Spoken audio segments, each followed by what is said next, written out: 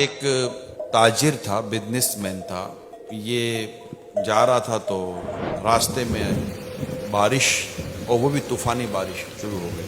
اس نے ایک دروازہ بجایا اور کہا کہ میں مسافر ہوں، بارش سخت ہے، سردی سخت ہے، اگر مجھے رات گزارنے کی یہاں پر کوئی ترکیب بن جائے. وہ ایک غریب گھر تھا، میاں بیوی اور ایک ان کا نوجوان بیٹا تھا.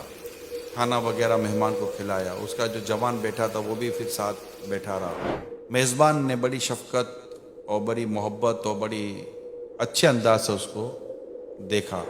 وہ بھی بڑا بھلا آدمی تھا، جو تاجر تھا، بزنس مین تھا. اس نے اپنی جو صورتحال کیفیت تھی وہ بیان کرنی شروع کی. میں تاجر ہوں، میرے پاس اتنے پیسے ہیں، اب اتنے پیسے لے کر میں کہاں جاتا. اللہ آپ کا بھلا کرے، آپ نے مجھے موقع دے دیا اور رات میں یہاں گزار لوں گا. کل جا کر میں نے سامان خریدنا ہے اور میں اپنے شہر واپس لوٹ جاؤں گا.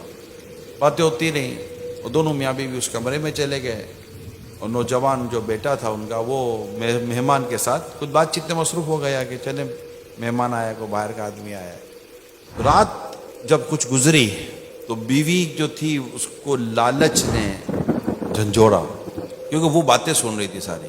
اس نے کہا کہ یہ جو ہمارا مہمان آیا ہے بڑا مال ساتھ لایا ہے، ہم غربت کے دن گزار رہے ہیں، موقع اچھا ہے، ایک رات میں امیر بن جائیں گے. شوہر نے کہا یہ کیسے ہوگا؟ کہ دیکھ کب تک یہ دن گزاریں گے ہم. ایک آدمی چل کر آیا ہے، رات اندھیری، بارش، طوفان، کسی نے اس کو آتے دیکھا تو ہے نہیں. اگر ہم راتوں رات اسے قتل کر کے اس کی لاش ٹھکانے لگا دیں تو پیسہ اپنا. شوہر تھوڑا منع کرتا رہا اور بیوی اس کو اکساتی رہی.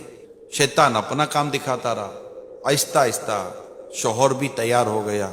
اب وہ پلاننگ ہو گئی، چھری تیز ہوئی، دونوں دبے پاؤں مہمان کے کمرے میں داخل ہوئے اور جہاں بستر مہمان کا لگایا تھا وہاں اندازے سے گئے، فوراً منہ پر کپڑا رکھ کر زور سے خنجر پھیر دیا گردن پر اور قتل کر دیا. اب وہ بیوی پاؤں پکڑ کر گھر کے باہر، لاش ٹھکانے بھی تو لگانے تھی نا، گھسیٹ کر باہر نکالا. اس کو دروازہ کھولا اور جیسے ہی گھر سے باہر نکالا اور کھلے آسمان کے تلے اچانک بجلی چمکی. جیسے بجلی چمکی دونوں کی آنکھیں پھٹی کی پھٹی رہ گئی کہ یہ قتل مہمان کا نہیں ہوا تھا، ان کے جوان بیٹے کا قتل ہو گیا. اب جو انہوں نے اپنے جوان بیٹے کی کٹی لاش، خون میں لتھڑی ہوئی لاش دیکھی، دونوں کی منہ سے زوردار خوفناک چیخ نکلی اور دونوں بے ہوش ہو گئے. اور مہمان اٹھ کے بیٹھ گیا کہ ہوا کیا. وہ بے ہوش، پانی ڈالا، ہوش میں لائے.